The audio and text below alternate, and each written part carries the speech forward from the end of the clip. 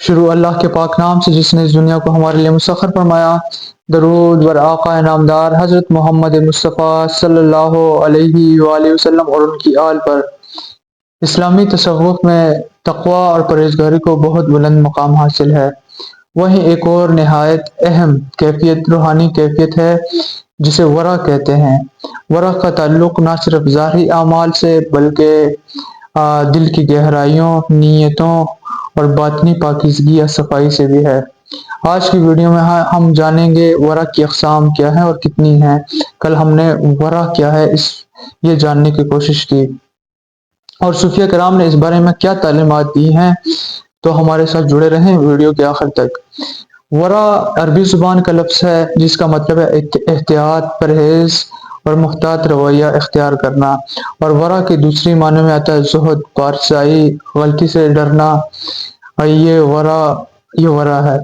تصوف میں ورع کا مطلب ہے نہ صرف حرام چیزوں سے بچنا بلکہ ان مشتبہ یا مشکوک چیزوں سے بھی پرہیز کرنا ہے جو انسان کو روحانی نقصان پہنچا سکتی ہیں، یہاں تک کہ جائز اور مباح چیزوں میں بھی اجتناب برتنا تاکہ دل کی پاکیزگی کو کوئی نقصان نہ پہنچے۔ اب ورع کی اقسام کتنی ہیں؟ ورع کی 4 اقسام ہیں: ورع شریعت، ورع طریقت، ورع حقیقت، ورع خواص۔ ورع شریعت کیا ہے؟ پہلے نمبر پہ یہ ورع کا سب سے بلند اور بنیادی درجہ ہے جس میں شریعت کے احکامات کی پابندی کی جاتی ہے اور حرام اور ناجائز چیزوں سے بچا جاتا ہے۔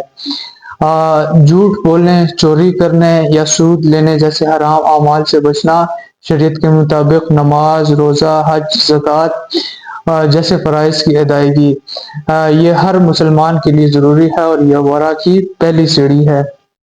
ورع طریقت یہ درجہ اس وقت آتا ہے ورع طریقت کا جب انسان مشتبہ اور شک والی چیزوں سے بھی بچنا شروع کر دیتا ہے، چاہے وہ ظاہری طور پر جائز ہوں۔ اگر کسی کی کمائی میں شک ہو کہ یہ مکمل حلال ہے یا نہیں تو اس سے بچنا، فضول باتوں، مبالغہ آرائی اور ایسے مذاق سے پرہیز کرنا جس میں جھوٹ کا شائبہ ہو۔ یہ درجہ صوفیاء کرام اور اللہ کے خاص بندوں کی راہ ہے جہاں انسان اپنی روحانی ترقی کے لیے ہر قسم کی احتیاط برتتا ہے۔ ورع حقیقت تیسرے نمبر پہ یہ ورع کا اعلیٰ درجہ ہے جہاں انسان اپنی نیت، خیالات اور دل کو بھی پاکیزہ رکھتا ہے۔ یہ صرف ظاہری اعمال کی صفائی نہیں بلکہ باطن کی صفائی کا نام بھی ہے۔ دل میں اس میں جو چیزیں کرنی پڑتی ہیں آپ کو، دل میں حسد، کینہ یا غرور جیسے منفی جذبات نہ آنے دینا، دل میں ہر عمل کو خالص اللہ کی رضا کے لیے انجام دینا، نہ کہ دکھاوے یا شہرت کے لیے۔ یہ ورع انسان کو اللہ کی قربت میں لے جاتا ہے اور اسے اندرونی سکون اور اطمینان ملتا ہے۔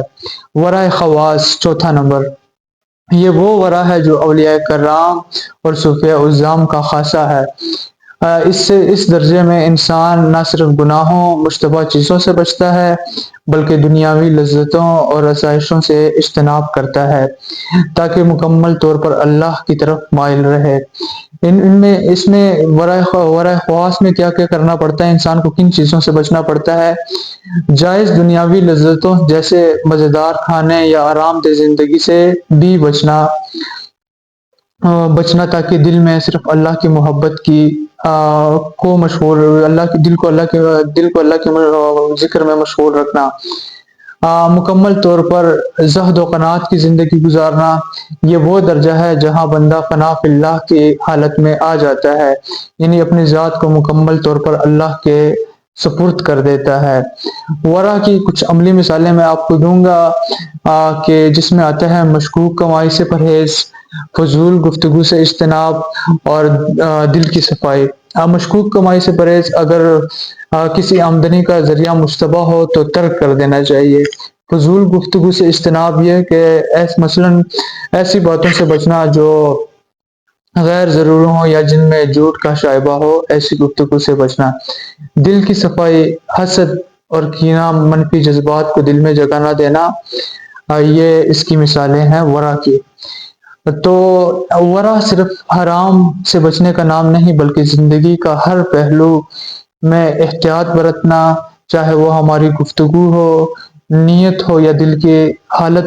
ورع کی مختلف اقسام ہمیں بتاتی ہیں کہ روحانی ترقی کے لیے ظاہری اور باطنی صفائی دونوں ضروری ہیں۔ اگر ہم ورع کو اپنی زندگی کا حصہ بنا لیں تو اللہ کی قربت اور سکون قلب حاصل کر سکتے ہیں ورع کو اپنا کر۔